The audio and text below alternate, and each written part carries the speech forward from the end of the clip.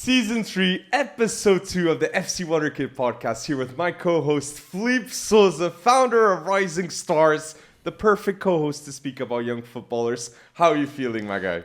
Great, Alex. We have, again, a lot to talk about. The transfer window is finally closed. We are now in the international break. A lot of young talents to see in different contexts. True, it's going to be true. interesting. So, and you say that about young talents in different contexts.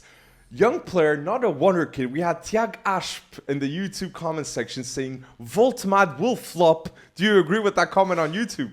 I think Voltmad has a pretty good chance to flop. If he plays as a number 9, but if he plays behind Huijsen as a number 10 to create chances for Huijsen and Voltmad is a very good duo, no? I don't know because as I said in the last episode, Bundesliga is a different level. Premier League got more pace. It's a different game. But yeah, I think also because of the expectations, 19 million euros, it's a lot of money. And I think Voltmad has a pretty good chance to flop. It's a red flag that Bayern Munich didn't want to pay more than 50 million for Voltmad. But let's wait and see. And more comments. Comments on YouTube. What do you think about Voltmad? And thank you, Tiago, for this wonderful comment on YouTube. And we had more comments. We had Felipe Selish supporting, saying Felipe Souza's page on X is insane. Good pick. Phenomenal. Thank you, Felipe, for the support here on FC Wonderkid. We had also Bernard Fernandes saying insane ball knowledge. And we had Marcelino saying, man, I miss you. We're back now, so you don't need to miss us every week. FC Wonderkid Podcast is out. 5 stars on Spotify is a huge help for us. Just research FC Wonderkid on Spotify, Apple Podcasts, YouTube. Guaranteed once a week an episode 100% about Wonderkids. We're not here to take part. We're here to take over, okay? That's what Conor McGregor said, and that's what we're going to do here at FC Wonderkid, because talking about Wonderkids, I'll say it. I think we're the best in the world, Felipe. Okay? And we're going to prove it. So stay there. Smash the like button. It's a huge help for us on YouTube. Comment topics that you'd like to see here at FC Wonderkid. And you said at the start, Felipe, we're going to talk about transfers in this episode. We're going to talk also about top 5 best center backs under 21 in the world.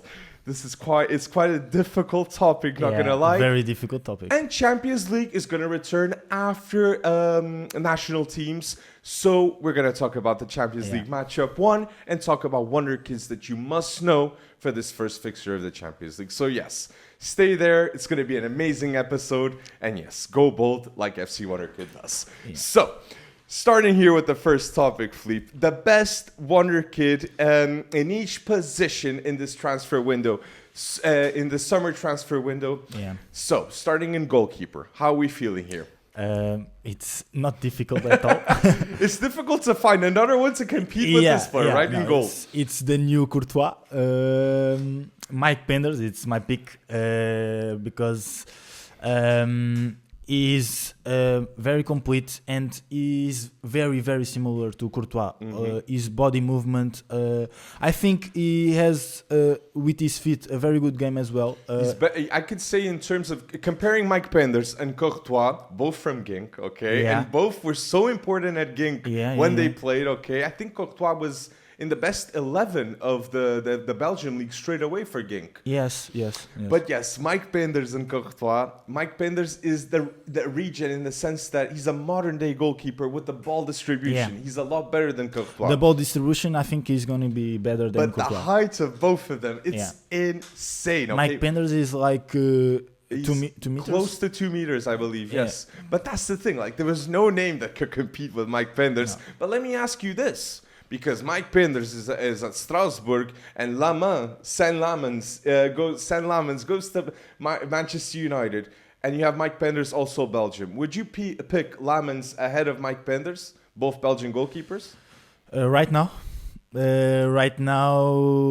yes, I would pick Saint Lamens. I would pick Penders. I would pick Penders, mate. I think Mike Penders commits a lot of mistakes because of his age. It's normal. It's a 20-year-old goalkeeper. Yes. It's normal.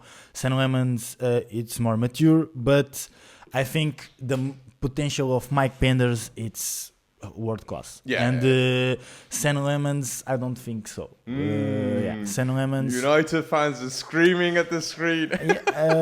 I think San Lemons is going to have a difficult challenge in Manchester United. To be honest, every goalkeeper that goes to Manchester United has a bad season or has bad seasons. But don't you think this is the first time at Manchester United that you think it's not the centre-back's fault, it's the actual goalkeeper fault? Because in front of you, you'd have Maguire in the past, you'd have Lindelof, you'd have players that are not world-class guaranteed, you know? Now, they're leaked. You have Lenny Yoro. You have Luke Shaw playing quite well for the centre-back position at the left. Yeah.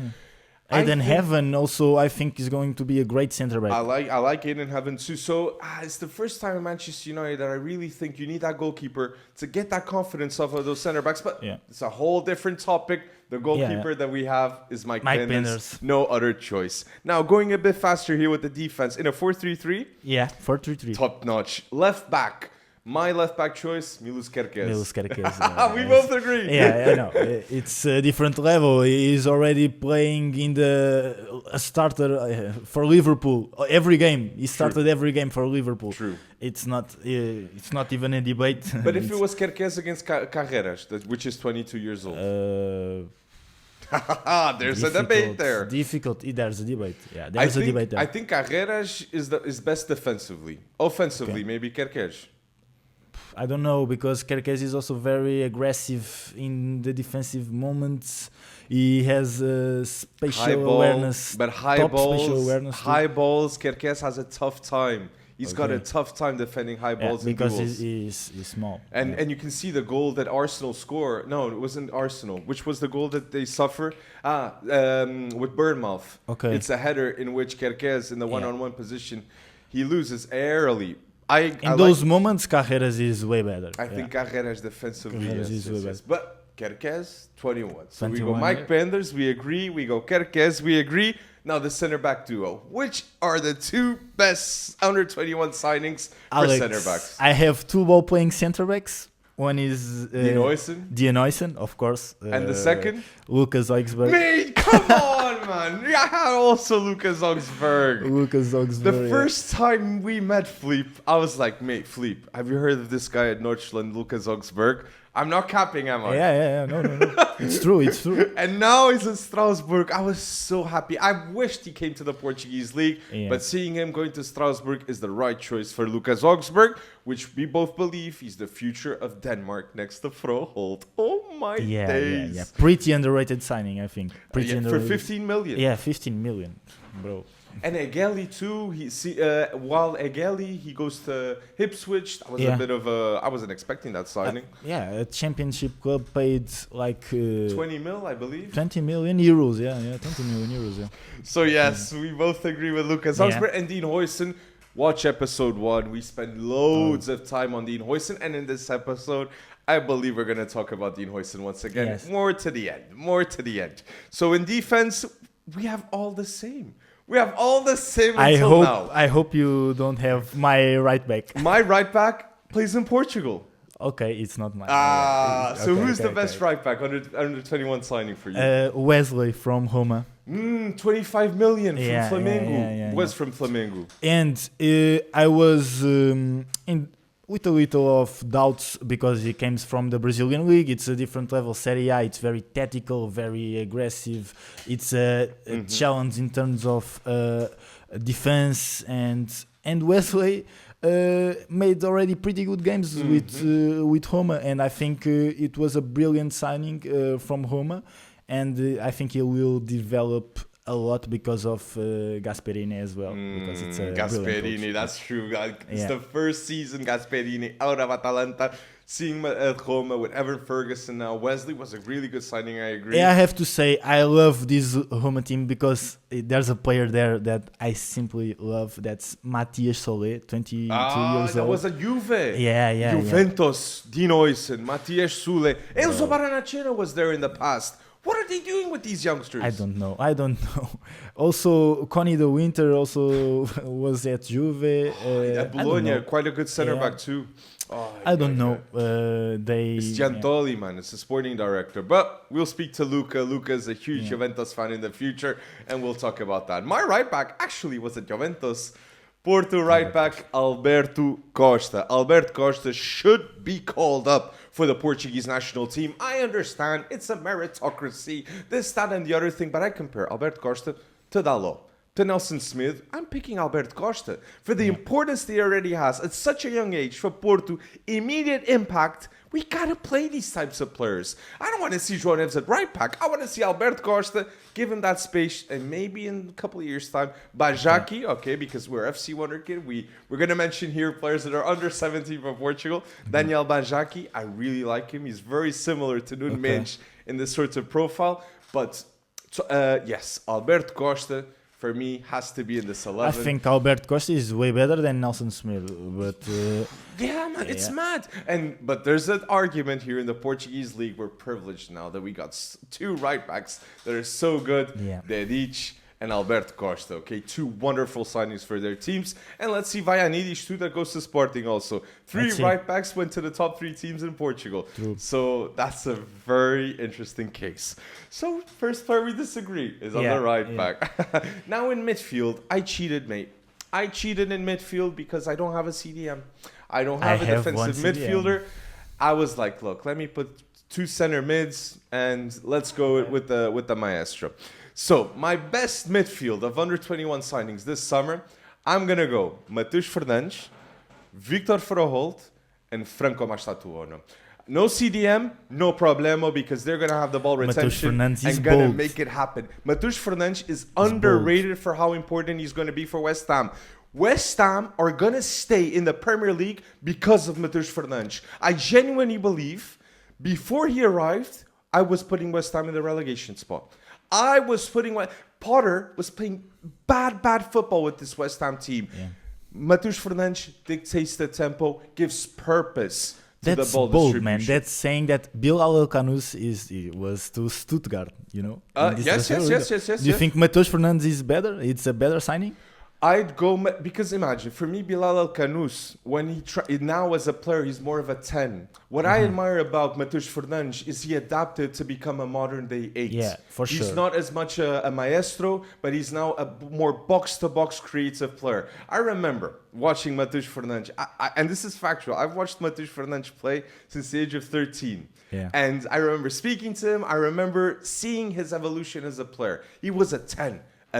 He was a 10. And when he understood that football was changing and he had to change the way he played, modern day 8. And that's why he's going for 40 million to West Ham. And that's a big... It's not an easy call for West Ham to spend that type of money on Matheus Fernandes, okay? Because at Southampton, he wasn't like maybe with the talent of Tyler Dibbling that we can also mention. Yeah, Southampton lost their 2 big gems, Tyler Dibbling and Matheus Fernandes. Exactly. Yeah. So I really wanted to say Matheus Fernandes because I think he deserves this recognition. Okay. But now, tell me your midfield. So I have a number 6, I have a CDM.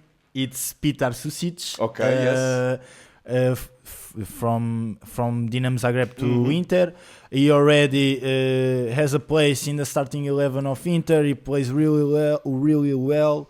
In the Croatian national team, he's also a starter, and I think he's going to have a pretty good season. Okay. A brilliant signing from Inter, in my opinion. A pretty underrated signing. Then in the midfield, I have Joe Bellingham. Joe Bellingham better than Froholt. Yes, Joe Bellingham. But it's debatable. It's debatable. I go Froholt. It's debatable.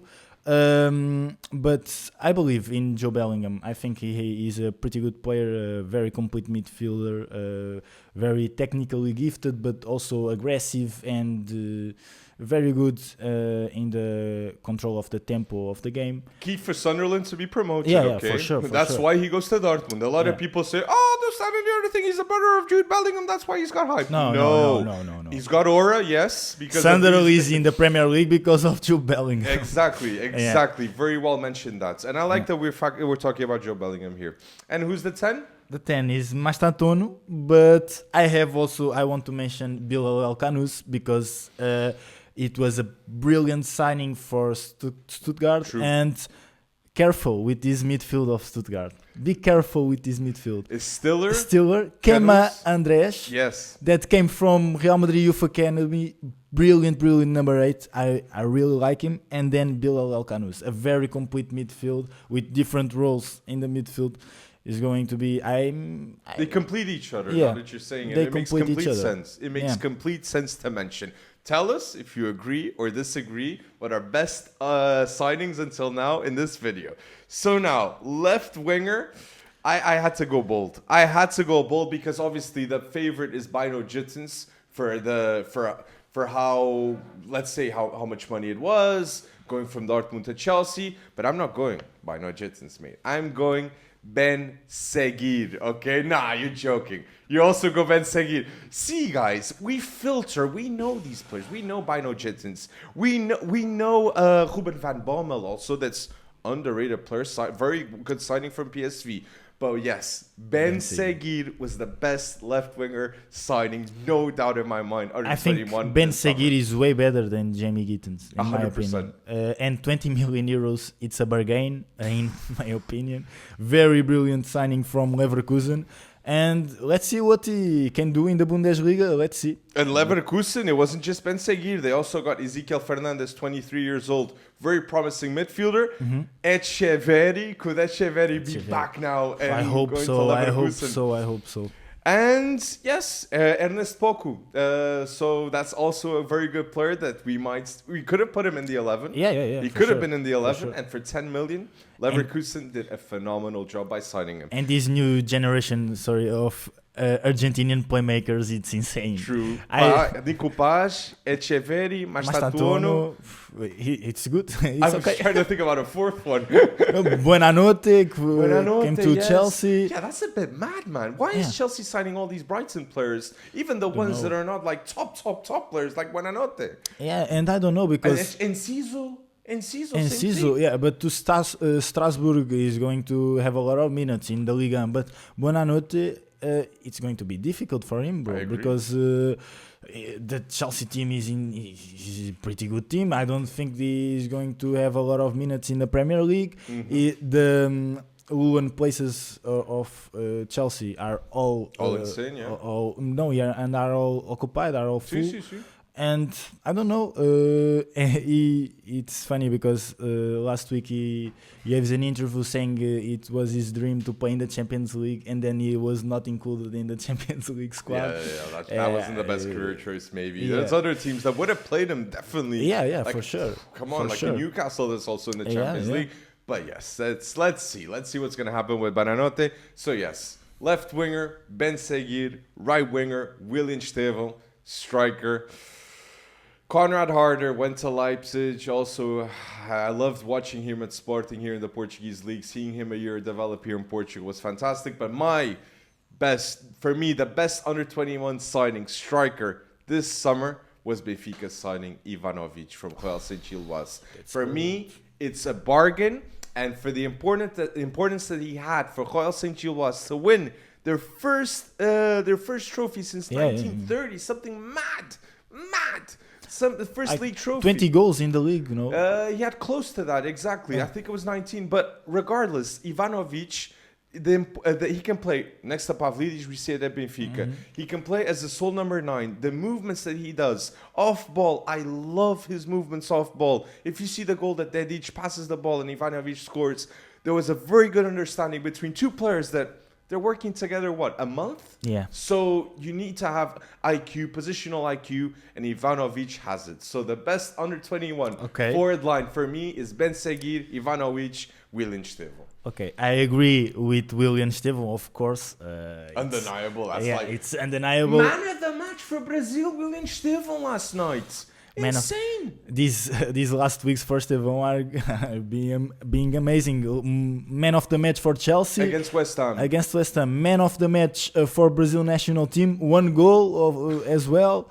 18 years old. This is insane, and he's a starter for me for Brazil in that right wing spot. Yeah. I agree. When there's Rafinha, when there's Rodrigo, when there's Vini. There's Estevão now, okay? This is people need to realize. Yeah. There's Estevão now. Vini, Rodrigo, Rafinha, all elite ballers at club level. Oh, well, Vini and Rodrigo, it's a bit shaky right now. But Estevão is not here to take part, just like us. He's here to take over too. And very well deserved. But Who's your striker, so? Evan Ferguson from Roma. My mom's gonna like it, okay? My mom's Irish, Evan Irish, Ferguson. yeah.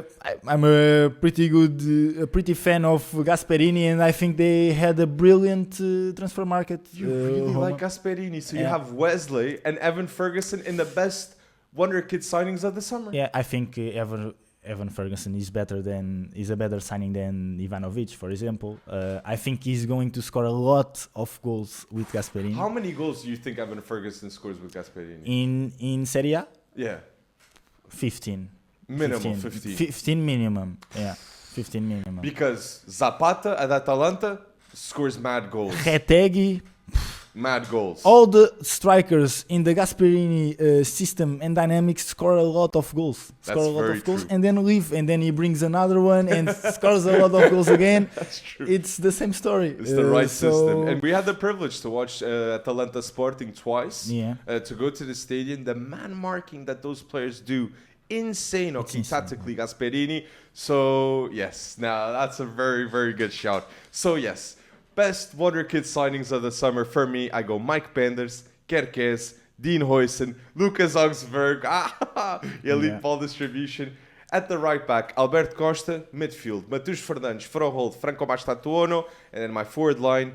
At the left, Ben Seguir, striker, Ivanovic of Benfica now, and right winger, Estevão. The MVP of this team. Yeah. So my best Wonderkid starting 11 of under 21 signings is Mike Penders in the goal, Kerkez, then a ball-playing centre-back duo as well, Lucas Augsburg and Dean Huijsen, then Wesley at the right back, very good signing from Roma, and then an underrated number 6 in my opinion, Petar Susic is going to surprise a lot of people. From Inter, and Joe Bellingham, Mastantuono in the midfield, and then Ellis Ben Seguir, Estevão, we agree on the wings, and then Evan Ferguson. Very, very good. And yes, who should we have mentioned in our 11s? Okay, if you're screaming at the screen, comment on YouTube, and we will answer that comment saying, oh yes, that was a good prompt, that was this, that was that. So go bold and support us on YouTube. Wanted to mention Wonderkids that deserve way more attention that they get. I put Bilal Kanous, Ben Seguir, Maximovic that goes to RB Leipzig. He could be very important, especially when a Xavi Simons leaves and you need that creativity, but him at the wing. I also love Alberto Moleiro going to Villarreal, okay? And you might help me with the second name, Jarek Gaziarowski. Gaziarowski of PSV. Jarek Gaziarowski with Ryan Flamingo. Okay, when Boskagli leaves, what a signing by PSV, okay? Another ball-playing centre-back duo, Ryan Flamingo and Jarek Gaziarowski. And it was the right decision for Gaziarowski going to PSV because I think he's going to stay 1 year there. Another Spanish centre-back that we have to be watching out. That was at Valencia, right? Yeah, and another one from Valencia because Christian Mosquera also came from Valencia Youth Academy. Valencia in the mud, Gaziarowski leaving and Mosquera, oh my days. And we had some comments on TikTok saying Mosquera better than Cubarsí and Dean Huijsen. Can this happen one day? No. No. With all the respect, Asensio, for sure, no. No. With all the respect, Christian Mosquera is a brilliant centre back. He's going to be a brilliant centre back, but please don't compare him to Cubarsí and Dean Huijsen. I think it's a different level. It's a world class level already. They reach the world class level at the age of 18 and 20. It's difficult. And another signings that I want to mention because this is the right moment, Rooney Bargi to Barcelona. What was that? It's strange. It's a strange one, right? Strange, yeah, because he's going to play in the B team almost all the time. It's like 4th division of Spain. Yeah, and Rooney Bargi was playing for Copenhagen. Yes, he had an injury at his late stages for Copenhagen. But he's a first-team player. He's a starter, right? Yeah, I think it was not the best move for his development because it's difficult to have space in this Barcelona team. You have Yamal, Rafinha. It's very difficult. Yeah, so why go into Barcelona? Leave us in the comment section your thoughts about this, because I thought it was to get his brother. But his brother went to Deutschland. Yeah. His brother went to which was the right choice from his brother. What's his name? It's also Bargi. It's Ryan Bargi. Which, remember, FC Wonderkid, we're talking here about youngsters. He's a very good youngster with high potential. I have to say, I already see him play. And I think he's going to be better than his brother. In terms of talent, I think he's more talented. Yeah. I think he's more talented. I've also seen the footage. So please remember this name, okay? This Bargi family might be like the Bellinghams, okay? But we still don't have that Jude Bellingham of the two. No. And Not yet. The last player I wanted to mention was Garnacho. And Roger Fernandes going to Al Ittihad. Okay. They had to get someone, right? Saudi Arabia. But I'm glad Rodrigo Mora stayed. But yes, Garnacho. I really wanted to speak about Garnacho because a couple of years back, if we did this 11 a year or two ago, Garnacho would have to be in it for the potential that he had, for the importance that he already manifested for Manchester United. Can Garnacho be a better left winger than Ben Seguir in the future, than Bino Gittins? I'm not too confident. In my opinion, no. I want to ask you a question as well. James Gittins, Garnacho, or Estevão, who is the best winger in your opinion? 100% and who Estevão. Is the worst? 100% Estevão. And if I had to pick a worst between the three, I'd go Garnacho, yes. Because what freaks me out about Garnacho is the morality that he must have. Because Ruben Amorim, we know Ruben Amorim. He's a human. He's an elite human. He's a good human being, man. Yeah. He wants to lead by example, Ruben Amorim. And for sure, for Ruben Amorim to get so mad at Garnacho, something must have happened there. In the level that it wasn't just football. It was a human level. There was disrespect involved for Ruben Amorim to get as mad as he did at Garnacho. So a player that has these type of actions toward a manager that I love like Ruben, I cannot support. I condemn. I actually condemn because Garnacho could have been the leader. He could have been an example of this new generation of Manchester United, and he didn't want to be that. He wants to be, the next. But also, all the players that leave United perform next. But he's not like Scott McTominay, mate. He's not like Scott McTominay. I don't think he's like Scott McTominay. Anthony. Because Scott McTominay leaves Manchester United with the sense that he didn't want to leave. He didn't want to leave, man. And he wanted to be Anthony, but Anthony was a little bit... but Anthony was Erik ten Hag, and look what happened at Leverkusen too. Leverkusen in 3 fixtures said, no, Erik ten Hag, bye-bye. Manchester United had transfers. Anthony, Donny van de Beek, so much money spent by Erik ten Hag that was not well used. And people have the audacity to say, Ruben Amorim spends Manchester United's money badly.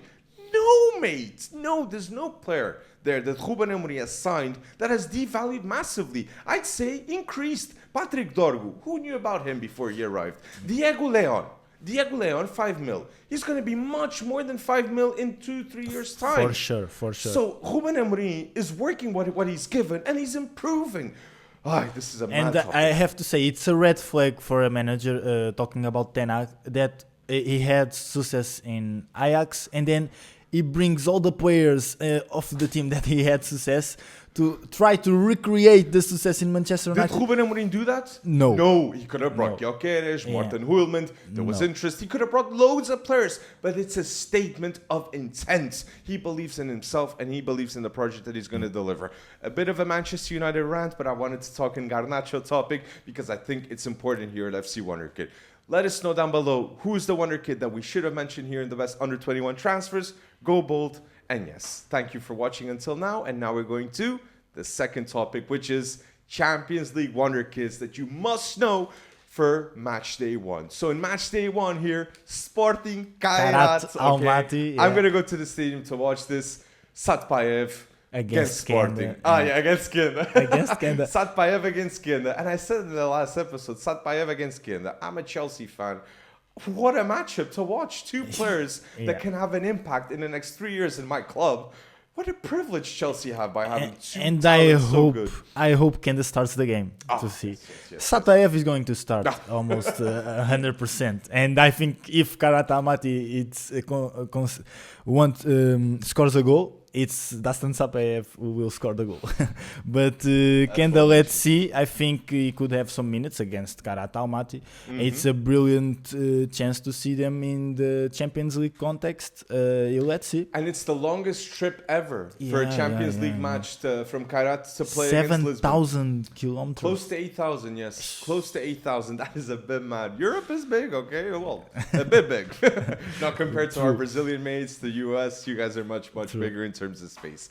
But yes, I wanted to mention Kairat first, but I know you want to mention Arsenal, right? I want to mention a game, Arsenal against Athletic Bilbao, because of Max Dowman, that can become the youngest ever to play in the Champions League with 15 years old.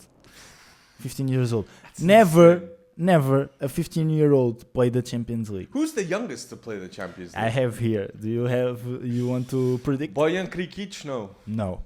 Who is it? It's a Wonderkid that flopped from Borussia Dortmund. From Borussia Dortmund? Turkish. Emre Mor. No.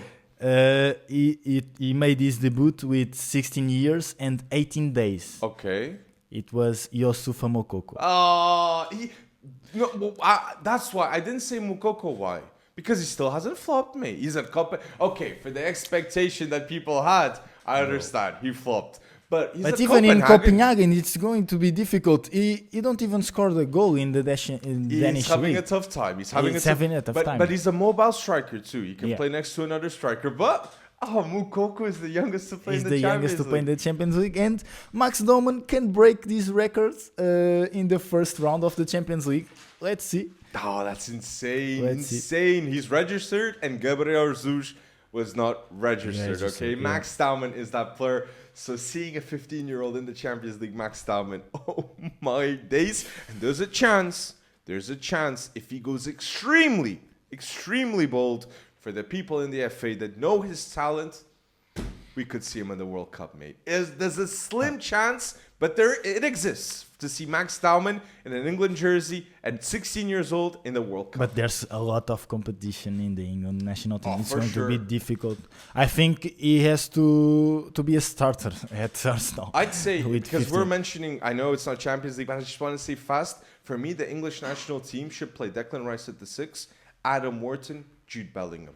Okay. Just keep it simple, man. Adam Wharton is underrated for how good he is. If he played at Chelsea, United, Arsenal, everybody would be raving I disagree.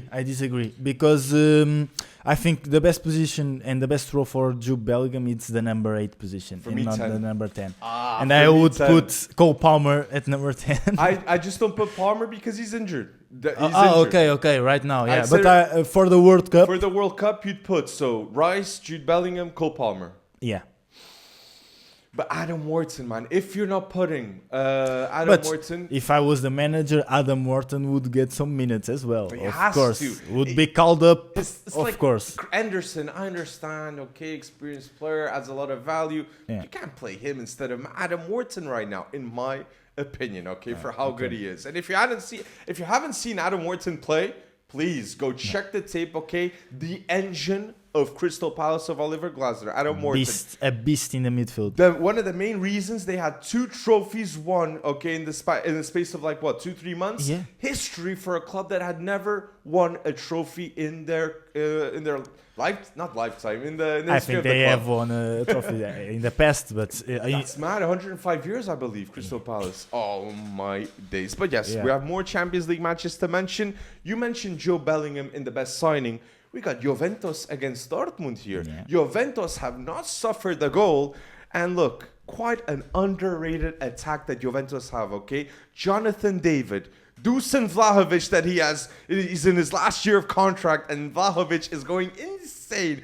Edon Zergova, mad skiller. Chico Sisson, mad on one-on-ones. Jonathan David for free. Juventus attack means business. And Kenan Yildiz as well. Kenan Yildiz, the number 10 that we all love, that has the potential to win a Ballon d'Or with his ability, So, Kenan Yildiz is the best youngster in this fixture, right? Yeah, for sure. Kenan Yildiz is a generational talent. I think I like Francisco Conceição as well. I think he's one of the best dribblers in Europe. But Kenan Wildis is a very different level. It's already, again, we are talking about a player that reached the world class level at the age of 20. You say Kenan Wildis is world class? He is world class. He's world class. And he will prove, if you disagree, he will prove you this season. Would you say also Arda Güler is world class? Oh, for sure. So Arda Güler and Kenan Yildiz, two world class players? For sure. Do you see the last game of... Why am I oof? Because when I say world class, it's like I can't replace Kenan Yildiz with like 3 players. And I think right now, I'd replace Kenan Yildiz with Mashtatuono. Right now? If I had to pick for long term, yes, I'd pick. Long term, I agree, Mashtatuono. But right now, Kenan Yildiz is a better player. Way better, way more mature. His intelligence in the game, it's very different. What I like about Yildiz is the fact that he's going to stay at Juventus and he believes in this project too. He wants to be the icon of Juventus. So I respect Kenan Yildiz a lot for that. And let's be honest, this Juventus team, the defense is fixed. That was the big problem with the midfield. Locatelli, Kefri Turam, underrated defensive midfield. And then you have Bremer back, which is a huge difference. Andrea Cambiaso doing what he does best. I love Cambiaso. I love Cambiaso. What a player.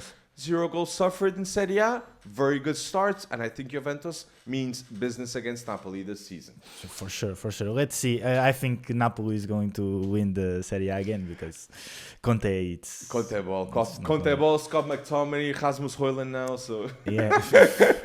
That was an interesting choice. I'm curious to see Højlund in this context, Napoli context. Let's see. I hope he can find his best version. Lukaku's injured. Lorenzo Luca, also a very good header that man has. Lorenzo Luca could be a very good option when Lukaku's not there. For sure. Now Højlund is another one. So let's wait and see. But in this Champions League fixture, this match day 1 Champions League fixture, there's a Atletico against Arsenal. There's a Tottenham against Villarreal, a Liverpool Atletico de Madrid, and a Newcastle Barcelona. La Liga versus Premier League. And I think La Liga is going to take the best out of this. Liverpool Atletico, I'm sorry, Atletico de Madrid, it's not going to work out. But the other matches, I think La Liga is going to have the winning sides. For sure. Barcelona against Newcastle is going to be a difficult match for Newcastle. How are we feeling about that? Nick Voltman playing against Barcelona. Lamine Yamal going to St. James Park. Yeah. That's going to be a good spectacle. Yeah, I'm very curious to see Voltman in that context, in the Champions League context, and also Lamine Yamal in the Premier League stadium. Let's see. I think Barcelona is going to win. Let's not forget the first fixture of the last Champions League. Barcelona lost to Monaco. Okay, I know Ter Stegen had a big fault in that loss. Okay, 2 mistakes that led to goal. Now we have Juan Garcia. Very, very different. Juan Garcia is. I know I said this a couple of times in this pod until now. But Juan Garcia is factually underrated for how good he is. He's the best signing of goalkeeper this transfer. I agree totally sure. In that sense. Mamardashvili, if he had gone maybe somewhere else, not to be the second keeper for Liverpool. Yeah. And Liverpool, oh my days, that's a whole different story. But, and if you saw episode 1, do you still think Hugo Ekitike is going to be the player with most goal involvements in the Premier League now with Isaac in Liverpool? It's going to be more difficult because we have Isaac, the goal distribution. Isaac will score a lot of goals, will score a lot of assists. But I think maybe Ekitike, I sustain in the top 3 of with most goal involvement. In the Premier League? In the Premier League. With Isaac? With Isaac, yeah. With Salah, Gakpo, Isaac, Ekitike, Wirtz. Liverpool have options. Wirtz is having a tough time in Liverpool. True, but it's never easy. It's going from the Bundesliga to the Premier League. But that's another topic that we can talk here in the next episode. Yeah. So you said Lamine Yamal could show himself in Newcastle. What are you expecting from La Masia players here against Newcastle?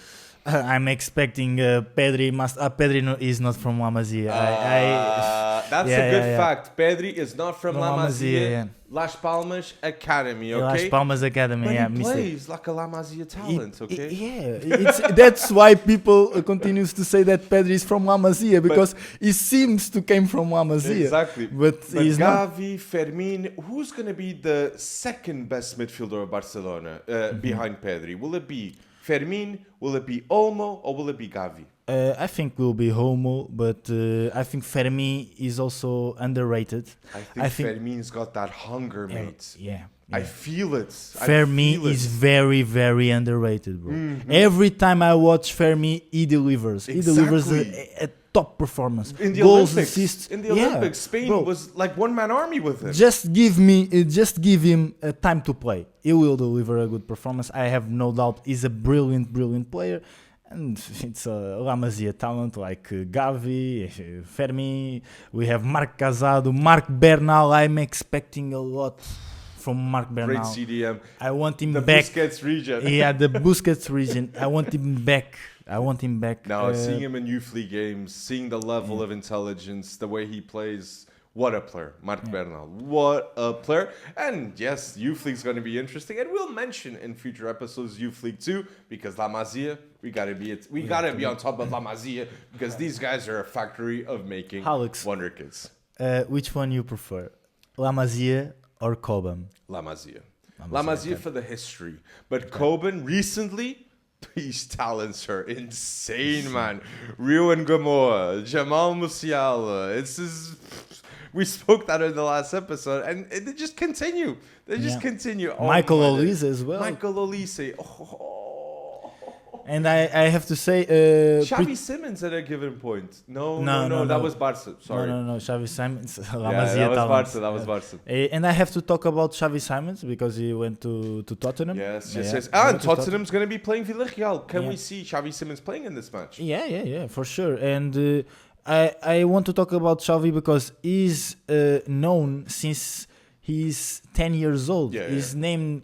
Wonderkid, since he has the hair helped. Yeah. The hair helped Xavi Simons to be as recognized as he was media, at a young age. But what I'm trying to say is a lot of players would not have the right focus and the right deal with the pressure.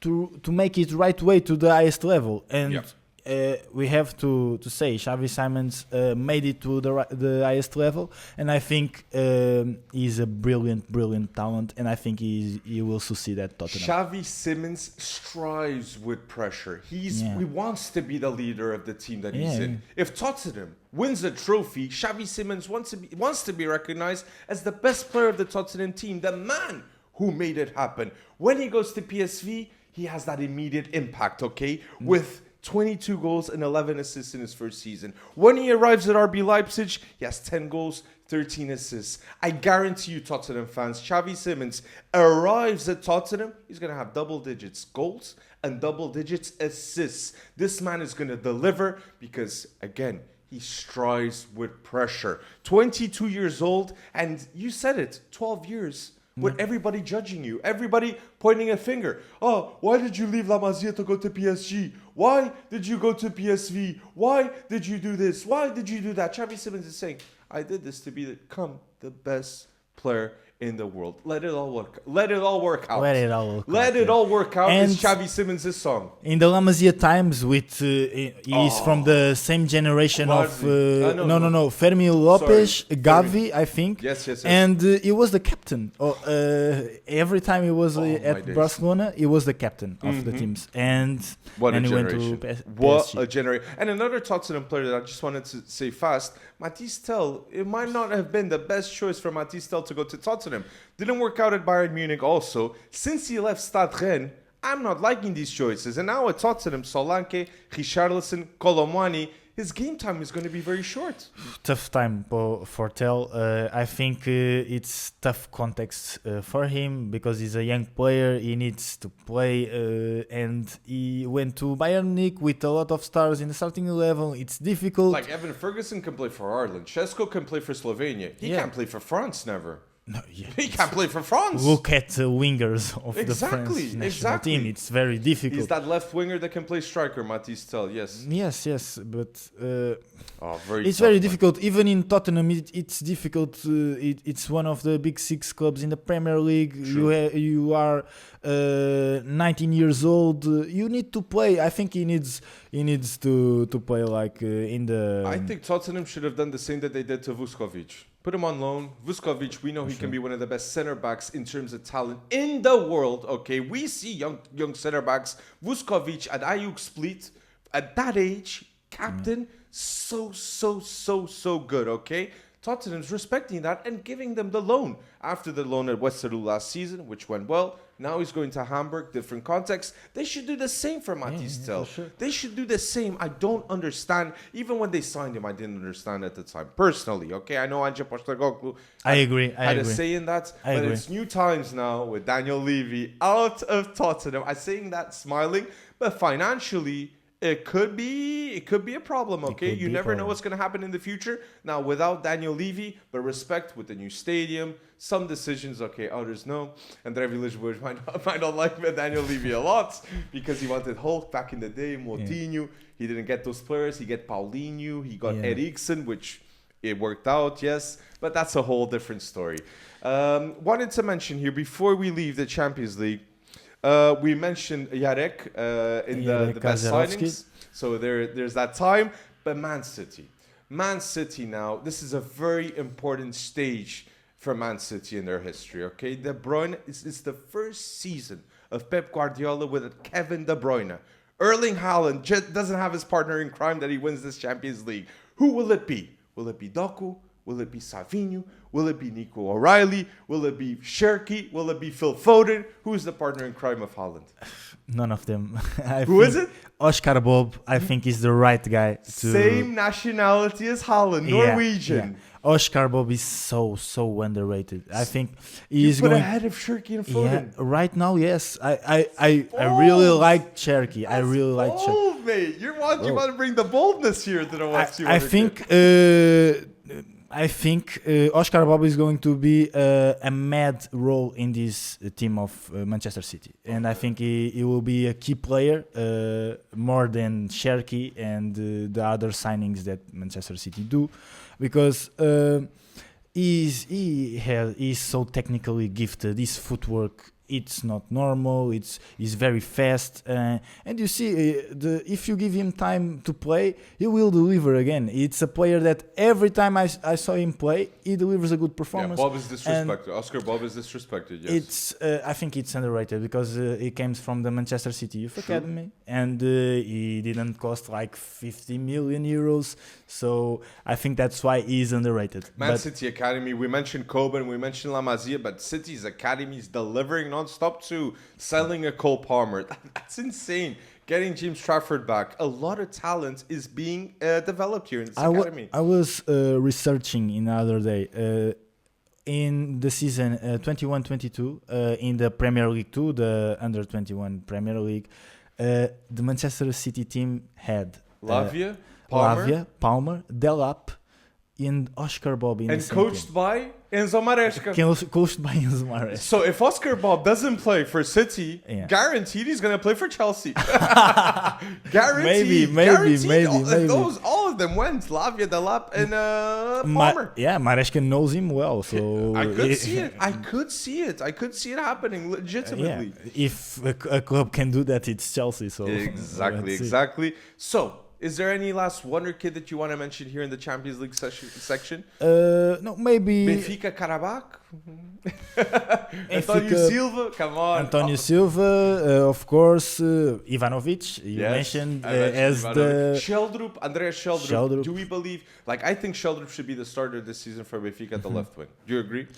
Let's see with the new signing of Benfica, Luque I didn't like him. And I think Luque is going to play on the Sheldrup side because Dedic and Orsens complement each other. But the best Frederick Orsens was at left wing, in my opinion, maybe. Of with course. Roger Schmidt. Of course. But the thing is, Dahl, it's more defensively fullback. I don't think Dahl's got it locked in. I think Obrador, step by you step. believe in Obrador? The more I see Obrador, the more I'm believing in him. He scored a brilliant goal. And he doesn't score goals, okay? Yeah. He doesn't score in goals the usually. Under-21 Spain national team going to go to see it, but... And I think Benfica saw in him the ability to improve him. There's just a thing or two that if he gets with us, he'll improve. I think Benfica trusts. Okay. Just like Coletta from Roma. For 1 million, Federico Coletta. I wanted to name it, yeah. Of course. Brilliant signing. Brilliant Of course. signing. Camarda gets a lot of attention naturally because they win the under-17 Euros because of Camarda. You beat Portugal, man. I got so mad that day. But Coletta... For sure. I never understood why Coletta didn't have a chance in the Roma in the first Primavera, team. I think he scored 14 goals. It's last insane. season. It's a number 8 that also plays as a number 10, but it's insane for a midfielder to score 14 goals in Campeonato Primavera. He was one of the top goal scorers of the league, and you see, of course, the under-17 Euro, or the last one. Camarda was, but Coletta was that guy too. The 3 stars of the Italian national team: Camarda, Mattia Liberali, and Federico Coletta. Liberali's so good too. So AC good. Milan fans are so lucky to have a player like him. They just have to treat him well, literally. And Camarda was a bit weird to see him on loan, but he's scoring goals on loan. So don't say he's going to flop because Camarda still has the potential to be one of the best strikers in football. And Liberali is playing in the Serie B now, in the second division of Italy. Let's see. Let's see what's going to happen. Let's see what's going to happen. But yes, you've been warned about Wonderkids in match day 1. Let us know down below who did we miss and who should we have talked about. Don't worry, there's always future podcasts and we will name your comments and your Wonderkid and your knowledge, okay? So go bold and comment on YouTube in the FC Wonderkid Podcast. Now, last topic, last but not least, last topic here at FC Wonderkid. Make sure to follow us on YouTube, Instagram, TikTok. And if you're listening on YouTube and you prefer to listen on Apple, we have the links in the description on YouTube for Apple Podcasts, for Spotify. Just go and support us on those platforms. It's a huge help. Last topic, top 5 under-21 center backs in terms of ability right now. Let's start with the worthy mentions before we mention the 5th, the 4th, the 3rd, the 2nd, and the 1st. So, who's the first mention that we're going to do? Lucas Augsburg? Yeah, Lucas Augsburg not in the top 5 yet because he's 19 years old. Do you have a Strasbourg player in the top 5? No. Mamadou Sarr is not in your top 5. No. I think Lucas Augsburg is going to be better than Mamadou Sarr. I agree. But Chelsea have 2 center backs in the making at Strasbourg to start next season with Mamadou Sarr and Lucas Augsburg. For sure. And Jorel Hato. Josh Achampong, put some respect on his name. How many center backs does Chelsea have? Oh, Levi Colville in the mud in the future. In the mud. I'm sorry, and Tossin. Well, he's a good player, but no. What's coming is going to be insane. Jorel Hato, Josh Achampong. Jorel Hato, I think, again, it's a player that... he could be, right? In the under-21s. He's still under-21. Yeah, he could be. But I think he deserved... more playing time. But it's going to be difficult in this Chelsea team. Very, very difficult. Let's see. No, I don't know if Luan would be a better option for his career right now. Who? Sorry? Luan. I think it's going to be difficult to have space in this Chelsea team. So let's see. Completely agree. So we mentioned Lucas Augsburg here. Worthy mention that you must know. Other worthy mentions, in my opinion, Matt Smets of Genk. Very good. When I see Matt Smets play, he doesn't commit mistakes. Very calm, composure, tall, mad potential for his good physique. Ball distribution too. Left-footed. Yeah. I like Matt Smets a lot, and I hope to see him in the Portuguese league in the near future because we see Nebas coming to the Portuguese league. Matt Smets. I think he's going straight to the Big 5 leagues, mate. I hope not. I hope not. Obviously Juma Batu, I think, is a very underrated center back because his nationality too. He's from Serra Leoa. Not a lot of people give the respect to nationalities that are like Spain, Brazil, England, and they usually disregard these types of players. I really believe Jumaba, like Kushanov also, from Uzbekistan and Jumaba are two center backs from two countries that I believe they could be the best player of that country in the next 3-4 years. For sure, but I think Jumaba has a problem. Decision making. Decision making and ball distribution is a physically is a beast. One-on-one duels. He wins pace. all aerial duels, ground duels. He won. Very comparable to Konate. Yeah. But he has to improve his ball distribution if he wants to play for a big team. Of course, and he's from Manchester City. Exactly. When you are a center back at Manchester City, it's 80% of the game. It's about ball distribution. It's true. But he's at the right club. Nice is a good club for him to develop, in my opinion. After he was at Lens last season. So it's a good chance for him to improve. And yes, he didn't go to the Champions League, fortunately. Benfica got that one. But I think they're in Europa League. And he'll have a good chance to develop too. So Max Smets, Lucas Augsburg, Jumaba. Another worthy mention that you want to say? We didn't speak to each other, so we don't know. Yeah. We do not know our top fives of best under 21 center backs. I don't know. Maybe a mention that you want to make, but is in my top five. That it's going to be a lot. It's going to be bold. Who's your fifth? Let's go for it. Who's your fifth? Okay, let's go for this. Zeno Debast is my fifth. Zeno Debast. You put Zeno Debast as well. Yes, Zeno Debast for me is the fifth in the top under 21 center backs. We've got a lot of similar choice. Okay. This just shows that it's fact. It's fact that he's the fifth best under 21 center back in the world. I think he's very underrated. I think he's not a crucial starter for Sporting because of Diomande. He should be. But it's not just about playing center back, his ball distribution. He also wins a lot of duels as well. And his spatial awareness, very good. And I think he's going to be one of the best center backs in the world in 100%. 5 years' time. Has everything to become just that. Already mad important for Belgium. Okay, in the last game, what a game he had, Zeno Debast, for Belgium. He can play in midfield. He can play center back. I'm going to say Sporting wouldn't have won the title if he hadn't gone and played in midfield. Zeno Debast at the age of 20, elite. Go and see him play. Because if you play football, the passes that Debast does to you, you receive the ball looking at the goal. That's incredibly hard. The best touch possible, the best pass possible for the first touch, Debast does it. Please see the quality of the pass. And did you know that in the Anderlecht Youth Academy, he used to play like in a midfield? Yeah, so, exactly. Almost all of the time. And then in first, and when he goes to the first team of Anderlecht, he's playing in the 4 at the back next to Vertonghen. Yes. So it was very good for him to have that leadership and to listen from a player like him. You can see now the results of something just like this. For sure. So fifth, I've got Zeno Debast. Fourth, I'm going to go with a fellow Portuguese league player. You know I love him. Oh my God. I'm going to go António Silva, mate. I love António Silva, mate. That's bold. For me, António Silva is in the top 5 under 21 center backs in the world. The level of scrutiny that António Silva gets for me is insane for the talent, responsibility, and at the age of 21, more than 15 games played for Portugal. He's had so many mistakes, and I'm absolutely sure with those mistakes, he's going to learn and become one of the best center backs in the world. Please, the people that disrespect António Silva, they're just remembering 1 or 2 moments, okay? Okay, maybe more. But overall, for the amount of talent and what he's shown, the duels, the way he reads the game, I really think António Silva is going to be one of the best, and he's my 4th best center back in the under 21s. I put António Silva ahead of Debast. Okay. And I put António Silva ahead of Diomande. I actually don't have even Diomande in my top 5 under 21 center backs. Me too. I don't have Diomande, but I think Zeno Debast is better than António Silva, in my opinion. And it's 50-50 for me. Okay. Okay. Let's see in the future. Let's see in the future. Yeah, comments.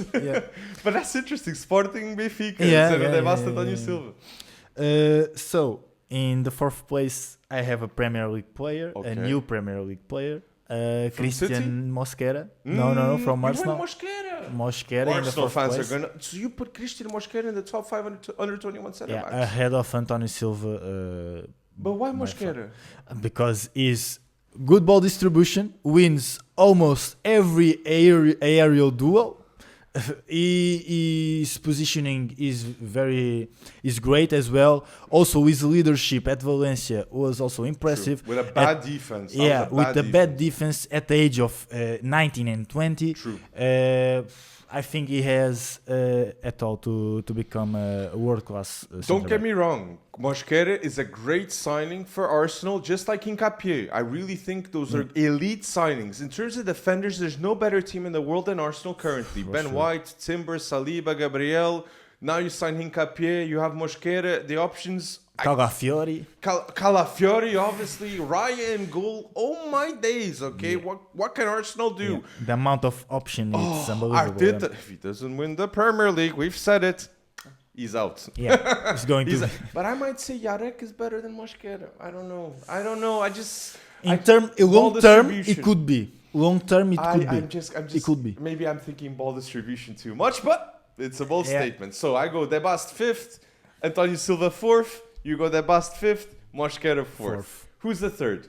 Lenny Yoro, in my opinion. We agree. Lenny Yoro. I think we're gonna have the same top three. Lenny Yoro, Lenny Yoro is going to be very important for the Ruben Amorim system because he's also a good ball carrier. He carries the ball a lot. Mm-hmm. He has a good passing, and in the system of three center backs of Ruben Amorim, it's very important. Very well at that right slot. It's very important when you have the lead in the middle of the three. You want the other two to be good on the ball and to be a good ball carrier.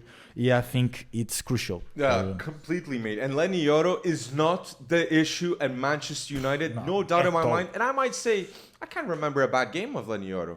I can't remember a moment in which I was like screaming at my screen saying, Lenny Yoro, you're the reason why United lost. He's not the problem. No. Lenny Yoro is part of the solution, and that's why Lenny Yoro is also my third position in the top 5 under-21 center backs in the world currently. So, our second and first, they're both Spanish, right? Yeah. But who's your first?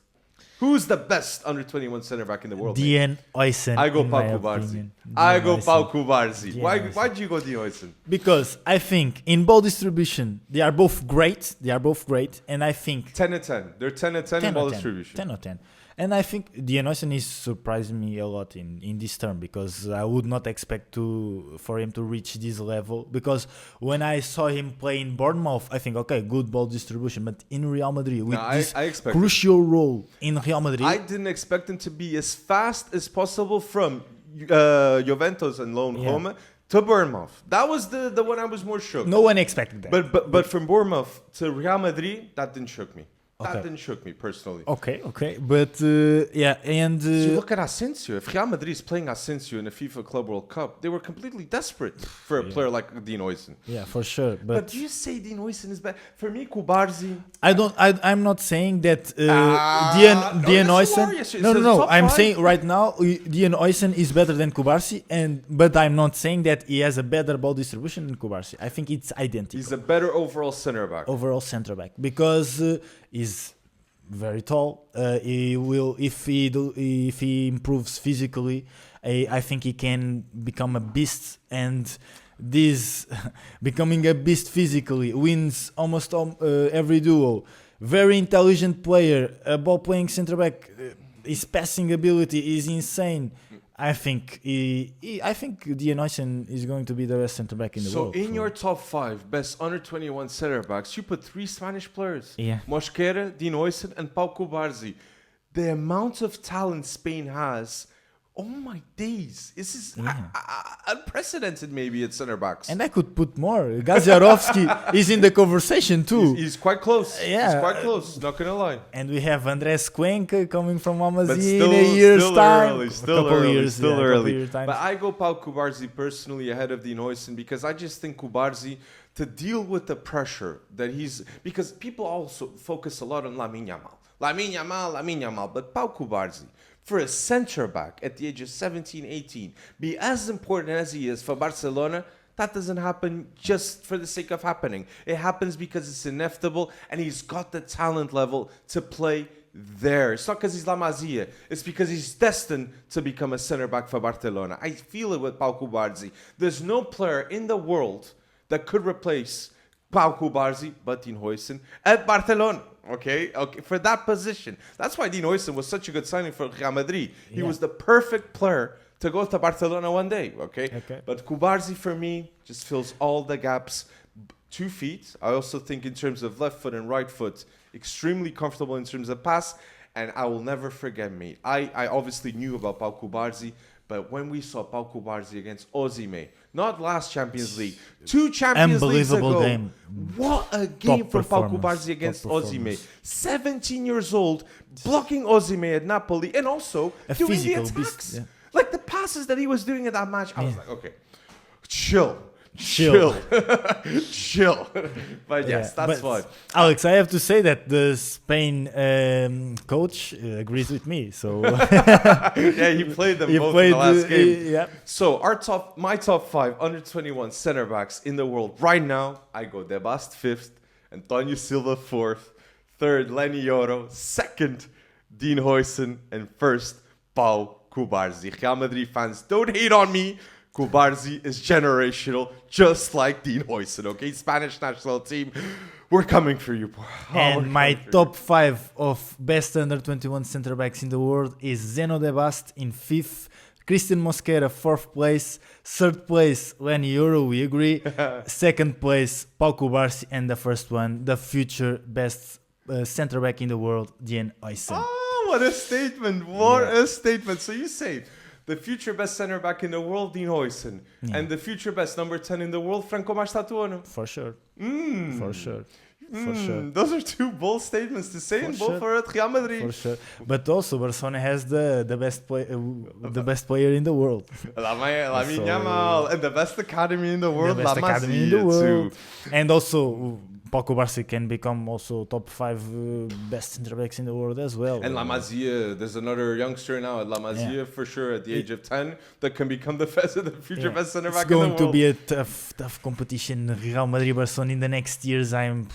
That's the beauty. La Liga is completely back, and La Liga needed it to compete against the Premier League. For sure. I just don't agree with the games leaving the country, personally, I don't think that's the way to improve and develop the league, in my opinion. Yeah, I agree.